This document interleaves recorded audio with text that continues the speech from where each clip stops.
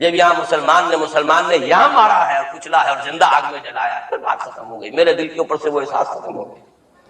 وہاں ہندو کے ہاتھوں جب مسلمان کے ساتھ یہ کچھ ہوتا تھا تو پھر جب میں کھانا کھاتا تھا محسوس کرتا تھا کہ میں ہندوستانی مسلمان کا گوشت کھا رہا ہوں اور ہندوستانی مسلمان کا خون پی رہا ہوں۔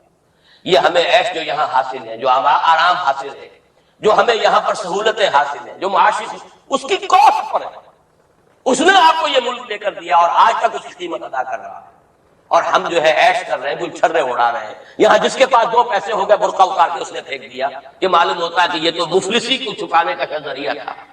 4 پیسے ہو، اچھے کپڑے پہنے ہوئے ہو، میک اپ صحیح کیا ہوا ہو تو پھر برقعے کی کیا ضرورت ہے؟ اور میں نے شاید سنا ہے آپ کو، مجھ سے تو لڑکیوں نے یہ الفاظ کہے باقاعدہ۔ میں جب پریکٹس کرتا تھا منگومنڈی لاہور میں کرشن نگر میں، تو ایک گھرانے کی، اور مجھے معلوم ہوا کہ ان کے والد انتہائی نیک تہجد گزار، کئی لڑکیاں تھی بہنیں، ایک ہی تقریباً عمر 200 سے 1.5 سال کی، کبھی وہ آتی تھی کلینک میں میرے تو برقعے سمیت، کبھی آ رہے تھے بغیر برقعے کے۔ میں نے پوچھا یہ کیا تماشا ہے آپ لوگوں کا، کبھی بغیر برقعے کے کبھی برقعے سمیت۔ صاف جواب دیا، میں ان کے الفاظ کوٹ اینڈ کوٹ میں ان کے الفاظ کوٹ کر رہا ہوں، ڈاکٹر صاحب جب ہمیں کوئی میک اپ کرنے کا، کپڑے بدلنے کا موقع نہیں ملتا تو ہم برقعہ پہن لیتے، اور جب ہمیں موقع ملتا پھر ہم برقعہ کھائیں۔ تو گویا کہ اس کو چھپانے کا ذریعہ بنتا ہے کہ کپڑے میلے ہیں، میک اپ نہیں کیا تو لہذا برقعہ پہنے۔ یہ ہے حال پاکستان میں اسلام کا جو ہم نے بنایا ہے۔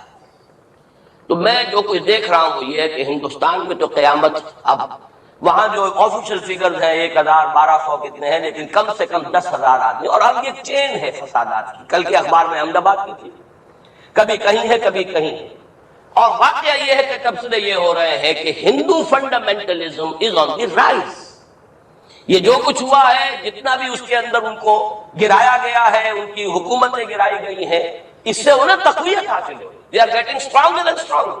کانگریس کے لیے اب اپنی جو ہے جان بچانی مشکل ہے، اور اس وقت سب سے بڑا ان کے لیے جو ہو گیا وہ یہ ہے کہ وہ کمیونسٹوں کی سپورٹ کے بغیر چل نہیں سکتے، اور کمیونسٹ جو ہے وہ ان کی جو اس وقت وہ امریکہ کے زیر اثر جو اپنی اکنامک پالیسیز چینج کر رہے ہیں اس کا ساتھ دینے کو تیار نہیں، یہ ڈائلیما۔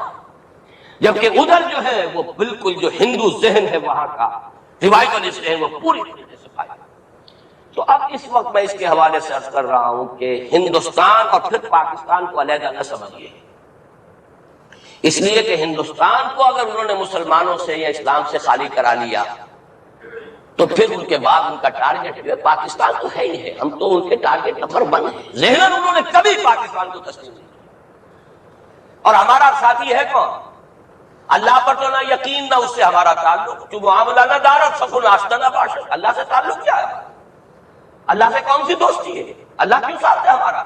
ہم تو مجرم ہیں نمبر 1 اس کے، اور باقی دنیا میں جن پر سہارا تھا، جن پہ تکیہ تھا، وہی پتے ہوا دینے لگے۔ وہ تو بالکل امریکہ کی پالیسی معلوم ہوتی ہے کہ ہمیں تو ہاتھ پاؤں باندھ کر جیسے ہندو کے سامنے ڈال دیا جائے۔ کبھی وہ ٹیررسٹ اسٹیٹ قرار دینے کی دھمکی آ جاتی ہے، فیلرز کی شکل میں آ جاتی ہے۔ یہ فیلرز دیے جاتے ہیں اس لیے تاکہ بات پہنچ جائے۔ اگر صرف بات اس طریقے سے انڈائریکٹلی پہنچنے سے مطلوبہ مقصد حاصل ہو جائے تو خام خواہ براہ راست کہنے کی ضرورت کیا ہے؟ مطلب تو حاصل ہو، سب نے سجدہ سہو کیا ہوا ہے۔ ہمارے ہاں ہر ادارہ سجدہ سہو کر چکا امریکہ کے سامنے، ٹوٹل سرنڈر۔ اور یہ بات جو قاضی حسین احمد صاحب کہہ رہے ہیں 100% درست ہے، 100% درست ہے۔ ٹوٹل سرنڈر، چاہے وہ بے نظیر ہو، چاہے وہ نواز شریف ہو، اور چاہے وہ کوئی اور ادارہ ہو آپ کا جو یہاں پہ قوت کا اصل سر چشمہ ہے اور منبع ہے، سب کے سب 100% جو ہے اس کے سامنے سجدہ کر چکے۔ یہی وجہ ہے کہ وہ بے نظیر کا ساتھ نہیں دے رہے۔ بے نظیر کا ساتھ کائے کو؟ اگر نواز شریف ان سے بڑھ کر، ہم بھی ہیں دربار کے، اگر یہ کہنے کے لیے وہ اس سے بڑھ کر تیار ہو تو اسے کیا ضرورت پڑے گی؟ اس کی کوئی رشتہ داری ہے بے نظیر کے ساتھ یا کسی اور کے ساتھ؟ ہاں اگر نواز شریف کہیں کسی جگہ پر بھی کوئی اگر اپنے پاؤں کو گھسیٹتا، ڈریگ کرتا، اپنے فیٹ کو کہیں کوئی رکاوٹ ڈالتا، پھر ٹھیک ہے، پھر اس کو آلٹرنیٹ لانے کے لیے تو کوئی ہے نہ کچھ سوال۔ لیکن جب وہ ان سے بڑھ کر ریاض مند ہو، ان سے زیادہ بڑھ کر سجدہ کرنے کو تیار ہو، ان سے بڑھ کر کہے ہم شریعت کورٹ ہی کو اٹھا کے پھینک دیں گے اگر سود کا معاملہ جو ہے شریعت کورٹ کے حوالے سے ہمارے لیے مصیبت بنا، سود تو دیں گے، چلے گا، لائیے خدا کے لیے لائیے، پیسہ لے کے آئیے، ہمارے ملک میں آئیے، پیسہ لگائیے۔ اور یہ سود وود کا یہ کوئی مولوی لوگ ہیں پاگل جو کہتے ہیں کہ یہ کوئی حرام ہے، اور کوئی پاگل ہمارے شاید وہ کورٹ والے بیٹھے ہوئے تھے جنہوں نے اسے کہہ دیا کہ بینک انٹرسٹ بھی جو ہے ربا ہے۔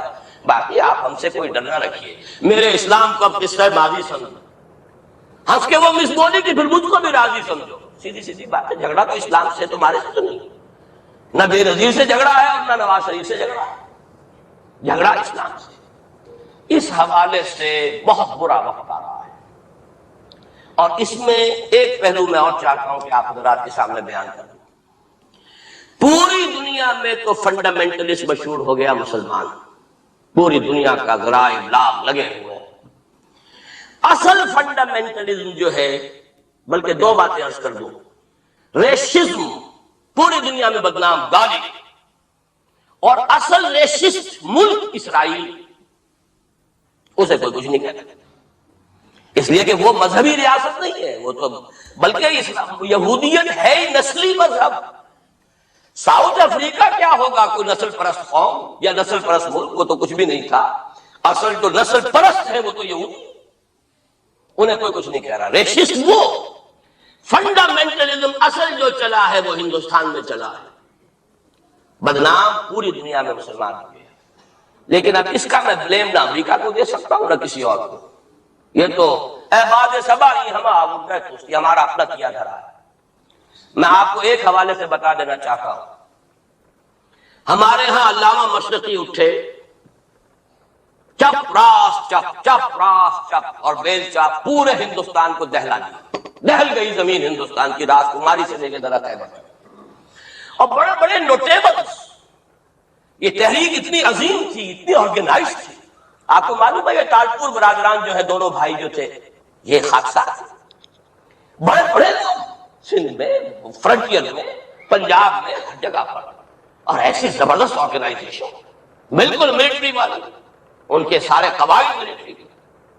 لیکن ہوا کیا، آر ایس ایس 1925 میں قائم ہوئی ہے، اسی کے رد عمل میں. ہندو سویا ہوا تھا، انہوں نے دیکھا یہ مسئلہ اٹھ گیا ہے، اتنا زبردست اٹھ گیا ہے، اس زور شور کے ساتھ اٹھ گیا ہے، اس کی چپراس جو ہے وہ زمین جو ہے لرز رہی ہے، اس سے تو اٹھنا پڑے گا نا. لہذا باقاعدہ جو آر ایس ایس 1925 میں قائم ہوئی ہے، اسی کے رد عمل میں، اور اس مقصد کے ساتھ، ڈکلیئرڈ مقصد، ہندوؤں کو متحد کیا جائے تاکہ وہ بھرپور طریقے سے مسلمانوں کا مقابلہ کر سکیں. ہندو واز آن دی ڈیفینسو. لیکن 1925 سے لے کر آج تک کتنے سال ہو گئے، 67 برس تک ایک جماعت کا حوصلہ دیکھیے، اس کا ظرف دیکھیے، آج تک سیاست میں حصہ نہیں، پاور پالیٹکس سے کوئی تعلق. 67 لانگ ایئرس. اتنی فالوئنگ ہے کہ ویسٹ میں تو اتنی موٹی موٹی کتابیں چھپی، شکاگو یونیورسٹی سے اتنی موٹی کتاب تھی، برادرہڈ ان سیفرن، آر ایس ایس کے اوپر ڈاکومنٹ. 25 لاکھ ان کا اس وقت کارڈر موجود ہے جو کہ ان کا ٹرین ہے والنٹ ہے. لیکن وہ جماعت الیکشن میں نہیں آئی. کچھ اپنے اثر تحت کچھ اور لوگوں کو لڑو، اور آپ نے نام بھی نہیں سنا ہوگا، اس کے 3 امیر یا گرو جو ہے گزر چکے ہیں، تیسرا ہے اس وقت. پہلا ڈاکٹر بالی رام ہیجواڑ، کسی نے نام سنا ہے؟ کوئی پرسنل پبلسٹی کی کوشش کی، کام. دوسرا مہادیو گولوالکر گرو جی، کسی نے نام بھی نہیں سنا. اس وقت کون ہے؟ بالا صاحب دیورس. یہ 3 ان کی عمارتیں کہہ لیں یا جو بھی کہہ لیں، خلافتیں ہیں جو آئی ہیں، اور ایسا منظم نظام ہے، لیکن کہیں سیاست میں. ہمارا فنڈامنٹلسٹ سیاست کے میدان میں آ کے زیرو ہو چکا.